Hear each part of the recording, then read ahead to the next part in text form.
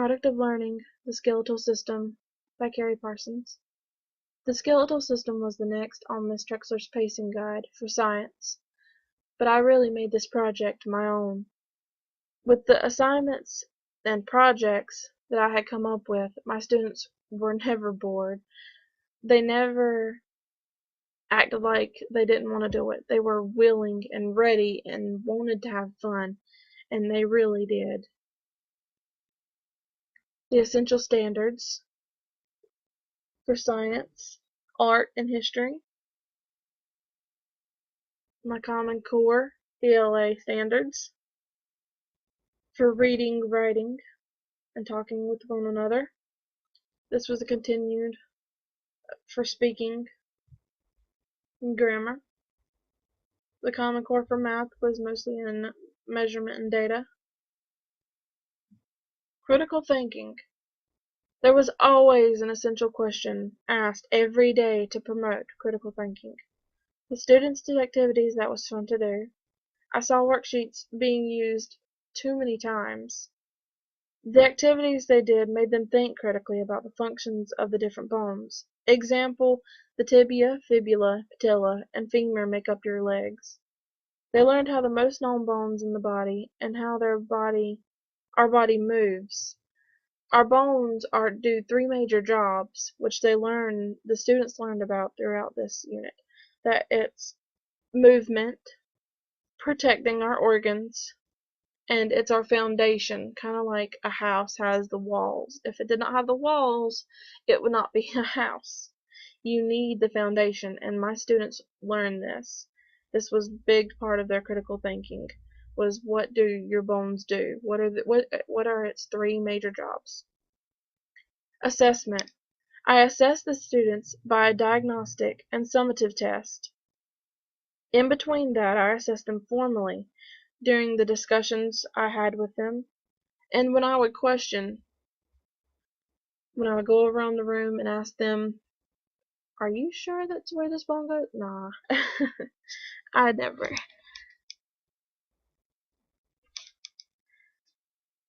They did art projects, which I took a grade for. Read passages and answered questions. The reading of passages was to get them ready for the EOGs. They had social studies project that was worked on during the thematic unit. I gave them the assignment at the beginning of the week of the unit, and then they reported on what they found at the end of the week of the 2 weeks. I was not able to give them a formative assessment due to portfolio testing and benchmarks. Activities. Pasta skeleton was the first of the art projects. Now the pasta skeleton, it was just really to introduce them and to get them moving and to get them up and not reading some worksheet. I had a sort of like map on the smartboard where I told them what pasta to use for what bone. You know how you have a wheel pasta, which was for the skeleton's head. They had spiral pastas. Of course, that would be for the spine. I had instructions for this. And the regular tube looking pasta was for other bones such as humerus, femur, tibia, and fibula. They had little bitty beans for their patella bone, and sunflower seeds were used for the pancreas. Not the pancreas, the pelvis, the pelvic bone. The Q-tip skeleton, as seen on this picture, this is before the labeling. They couldn't do a Q-tip skull, so they could draw what they wanted on there. But the Q-tip skeleton, I wanted them to think more critically about the skeletal system and where the bones went and what they do for your body. So this was more towards the end where I could assess how they were doing. The students made up a song/rap, which was more a song. No student really wanted to rap. They did different genres. There was Michael Jackson's Thriller. There was a country song, a pop song. There was even one to Twinkle Twinkle Little Star. They didn't sing the words of the original song. What they did was they, of course, plugged in new lyrics, but it went with the tempo and the beat, and I made sure that the students knew what that meant. They traced their bodies. What this was, one student got on the ground and laid out flat on a white sheet that I had provided, and the other student traced their body with a pencil. Now the pencil was just, of course, a tracing. Other students in their group, there was 5 groups with 4 students in it, and they really had fun with this because they were able to see a real size skeleton, not just a pasta or a Q-tip on a little bitty piece of paper. This provided the students with a better visual of the skeleton. And once they got done labeling the skeletal system, I had them ask 3 questions.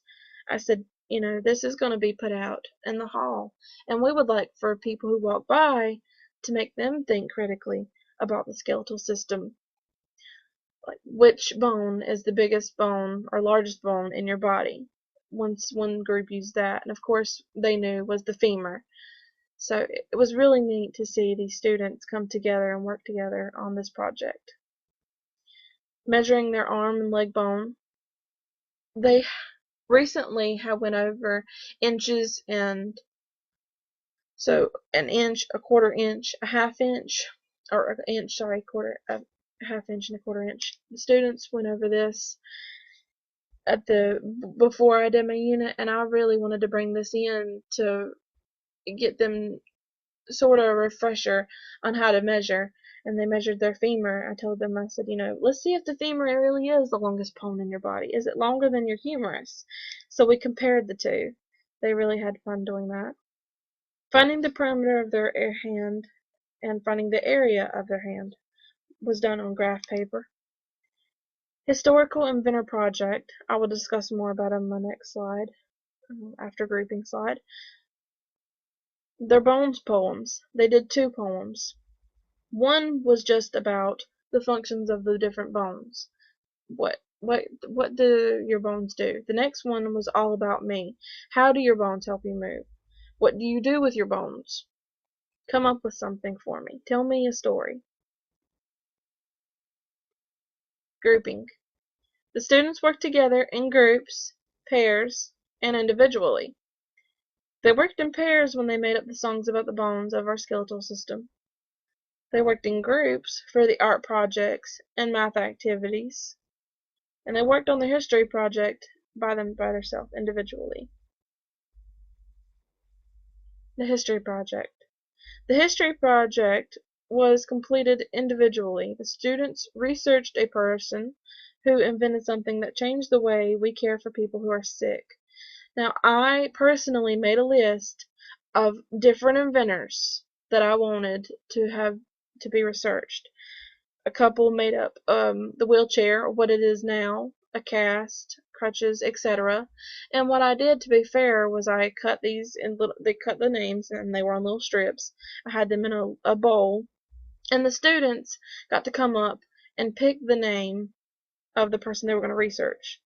Now, of course, none of the students knew any of these people. They all thought we were making, stuff about Albert Einstein or someone that they knew, and I told them this was not going to be about somebody you're learning a new thing and who helped our healthcare what it is now.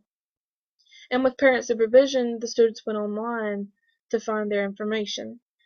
I had sent home a rubric letting parents know what I expected of them on their index card. We gave them an index card. Now, the reason for the index card was because we wanted to put it on a timeline to show how it changes. Like the wheelchair, for example, was not just one person. The wheelchair was it was started out as a wooden thing, and it kept growing into what it is now, a good folded wheelchair that you can use. It's more easier and convenient. When they wrote the information on the index card, they put it on the timeline after they had reported their findings to the rest of the class. The oral report, they really enjoyed this. I had so many students say that they've never had a project like that where they could just research and talk about what they had researched and just how much fun it was instead of just reading in a book about it. Guided reading. During guided reading groups, the students were grouped by their reading levels. There were 5 groups the students were in. I saw each group at least twice a week, but it was only for about 10 minutes at a time. Now, this is not ideal for me and will not be how I teach. The students read silently for 5 minutes, and then they answered my questions about what they had read. The reason why it's not ideal is because it's not long enough. It's not long enough for students to be with you and to learn what you want them to learn. But this was not of my choice. Collaboration. I sent home a letter to parents informing them that we would be doing a thermatic unit on the skeletal system. The only thing I needed them to buy was the Q-tips to make the skeleton out of. I collaborated with Miss Trexler most of all. She provided me with the resources about the skeletal system. As I taught my thermatic unit, I was monitored by Miss Martin, who was in math, by Miss Barbie, who did reading, and Miss Trexler, who has science and social studies. Diagnostic assessment scores.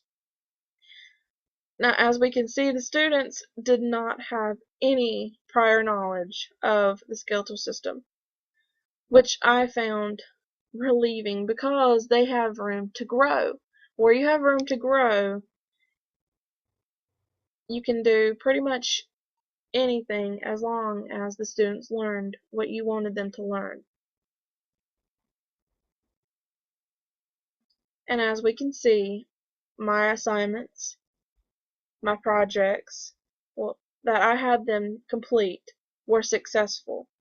They learned what I wanted them to learn. Now, student 15 had the most growth. They were below a 10 and rose all the way up to almost having a 90.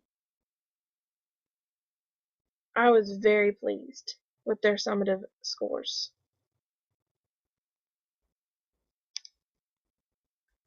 The conclusion. The scores show that each student had exponential growth. The students understand how the skeletal system works. The students know the 3 major jobs of the skeletal system, which I had earlier provided was about the foundation, movement, and protection of the organs. The students know the importance of the skeletal system. One thing I did not get to mention, there was a question that a student had put on their art form that where they traced their bodies. They had asked which which bone protects your heart, which bone protects your skull. One other group used that one. They know now that your skull protects your brain from harm. Your heart is protected by your ribs, and so are your lungs. We discussed about organs being protected from if you're doing sports and if you're exercising. I did discuss at the very end of the unit how to keep your bones healthy and how to keep their whole body healthy. That was my project. I enjoyed it a great deal, and I know my students did. Thank you.